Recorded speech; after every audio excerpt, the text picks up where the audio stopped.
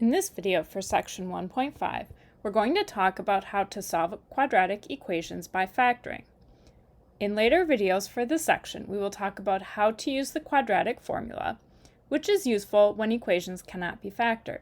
We will also talk about how to use the discriminant to determine the number and type of solutions.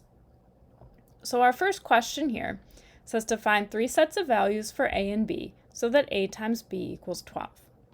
Well, one possibility is that a is 3 and b is 4, because 3 times 4 would equal 12. Another possibility is a is 6, b is 2, or a third possibility is that a is 12 and b is 1. Or for any of these factor pairs, I could switch and make a, for example, 4 and b, for example, 3. But this is how we could get two numbers that multiply to equal 12. And of course, these are whole numbers. If we allowed ourselves to use fractions and decimals, we could come up with a lot more possibilities. Now looking at number 2, it says to find three sets of values for a and b so that a times b equals 0. So let's see. One possibility is that a could be 4 and b could be 0. Another possibility is that a is 0 and b could be 8. Another possibility is that a could be a negative number, -3, and b is 0.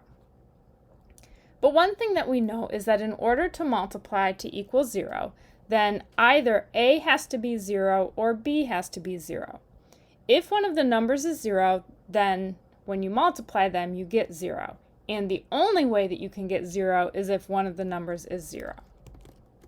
So either a or b must be 0.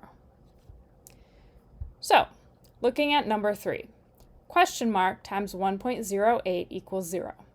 Well, we know that question mark has to be 0, because when we multiply it by something, we're getting 0. Let's look at b. 5 times question mark minus 4 equals 0. Now we know that we want what's in the parentheses to be 0. So question mark minus 4 has to be 0 in order for it to equal 0 when it's multiplied by 5. So what does that mean about question mark? It has to equal 4, because when we subtract 4 from it, we have to get 0. Now let's look at part C. So we have two sets of parentheses here, and multiplied together, they equal 0. So that means that either the first set of parentheses has to be 0, or in other words, x minus 2 has to be 0, or x plus 3 has to be 0. So that means that x could be 2, or x could be -3. If we plug in 2 for x, we get 2 minus 2, which is 0, times 2 plus 3, which is 5. 0 times 5 equals 0. If we plug in minus 3, we get -5 times 0, which equals 0. So either of those numbers could be plugged in for x to get 0. So, if we are trying to solve an equation with a product that equals 0, we know that at least one of the factors must be 0. What do we do if the equation is not written as a product? So if we don't have it set up in parentheses like we do here, then we need to factor so that we can set it up in the parentheses. So to factor, x squared plus x minus 12. Remember that we're looking for two numbers that multiply to -12 and add to +1.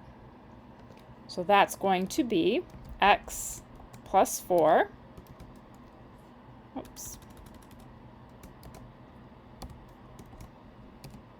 times x minus 3. So if we were to FOIL this out, we would get x squared minus 3x plus 4x gives us plus 1x, and minus 12. Now that we have it set up in parentheses, we can solve it by setting each set of parentheses equal to 0. So x plus 4 equals 0, and x minus 3 equals 0. Spread these out a little bit here. So from the first set of parentheses, we get an answer of -4.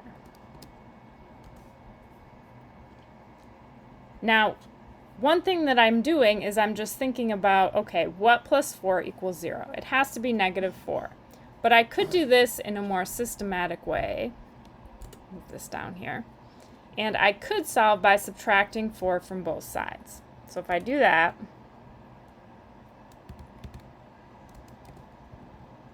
oops, then I will get x equals -4. Same thing with the second equation. If I'm thinking about x minus 3 equals 0, I know that x has to be 3. But I could also think that I'm adding 3 to both sides.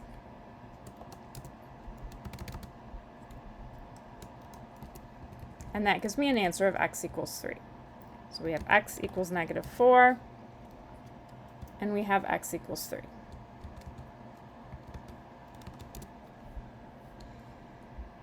Now looking at number 5, we have the graph of the function y equals x squared plus x minus 12. So looking back up here, notice that this is the same quadratic that we have here in number 4, x squared plus x minus 12. This time it's y equals x squared plus x minus 12. So when I look at the graph of that, I can see that the x-intercepts are at 3 and -4.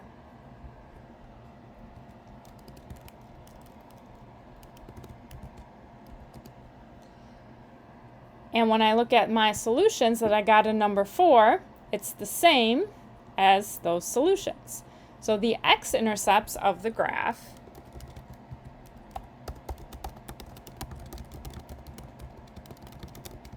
are the same as the solutions.